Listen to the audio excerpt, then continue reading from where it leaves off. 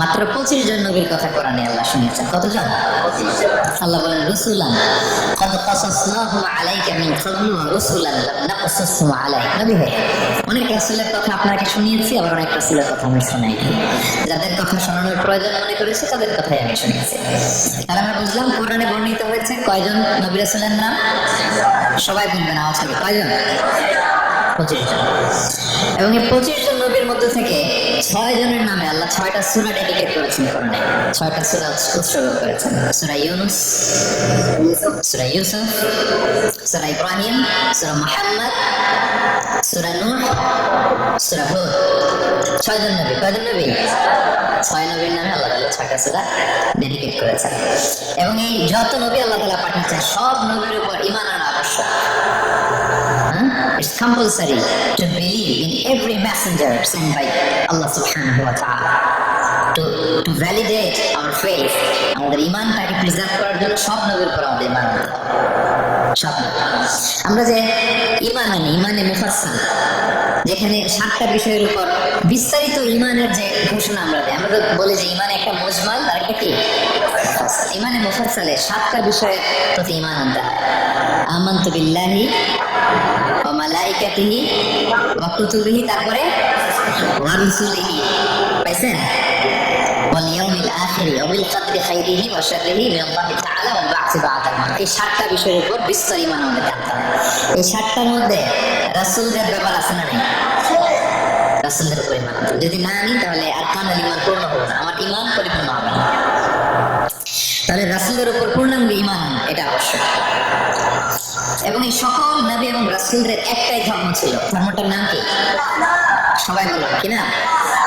সবার একটাই ধর্ম। সব নবীর একটাই ধর্ম। কারণ আল্লাহর কাছে মনোনীত ধর্ম কয়টা? একটা। ইন্না দীনা ইনদাল্লাহিল ইসলাম। আল্লাহর কাছে মনোনীত একটাই ধর্ম, সেটা হচ্ছে ইসলাম। এই যে ইহুদি বলে, নাসারা বলে, এগুলো ধর্ম না।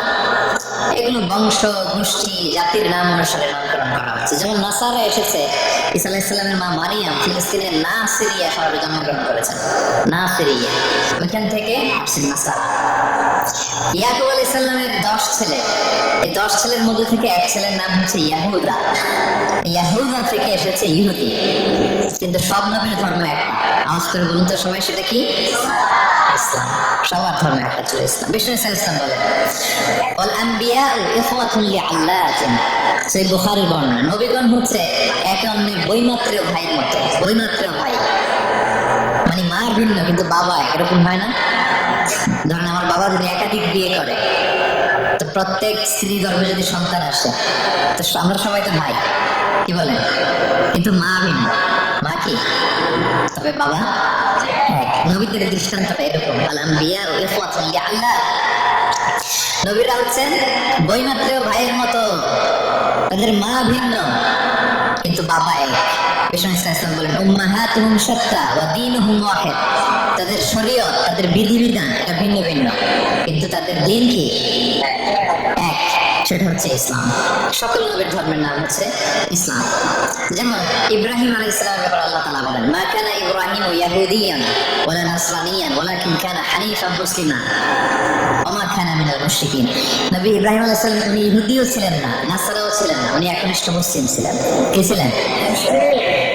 আল্লাহ নবী ইউসুফ আলাইহিস সালাম উনি সবসময় আল্লাহর কাছে দোয়া করতেন, আল্লাহ তাওয়াফানি মুসলিমান ওয়া আলহিকনি বিসসালিহিন। আল্লাহ তুমি আমাকে মুসলিম হিসেবে মৃত্যু দিও আর সৎকর্মশীলদের সাথে অন্তর্ভুক্ত করে নিও। তো উনি মুসলিম না হলে দোয়া করতেন, আল্লাহ মুসলিম হিসেবে মৃত্যু দিও। সুলাইমান আলাইহিস সালাম রানী বিলকিসের কাছে একটা চিঠি লিখেছেন। এই চিঠি আবার পাঠিয়েছেন হুদহুদ পাখিকে দিয়ে। হুদহুদ পাখি ছোট করে এটা কামড় দিয়ে নিয়ে বিলকিসের রাজপ্রাসাদের ভেন্টিলেশনের ভেতর দিয়ে ঢুকে বিলকিস লাঞ্চ করে বিশ্রাম নিতেছিলেন, ওকের উপরে চিঠিটা রেখে ফুরুত করে উড়াল দিচ্ছে। খুলে দেখে অদ্ভুত এক চিঠি, ইন্নাহু মিন সুলাইমান ওয়া ইন্নাহু বিসমিল্লাহির রহমানির রহিম। বিলকিসকে উদ্দেশ্য করে সাল্লাল্লাহু আলাইহি ওয়াসাল্লাম বলেছিলেন আল্লাহ তাআলু আলাইয়া ওয়াতুনি মুসলিমিন। বিলকিস অবাধ্য হয়ে না, বাড়াবাড়ি করো না, মুসলিম হয়ে আমার কাছে ফিরে আসো। কোন নবী বলছেন? তো উনি যদি মুসলিম না হতেন, উনি মুসলিম হওয়ার আহ্বান করতেন? প্রিয় ভাই, তাহলে সব নবীর ধর্ম একটা, সেটা কি? ইসলাম। সব নবী একই ধর্মের অনুসারী ছিলেন।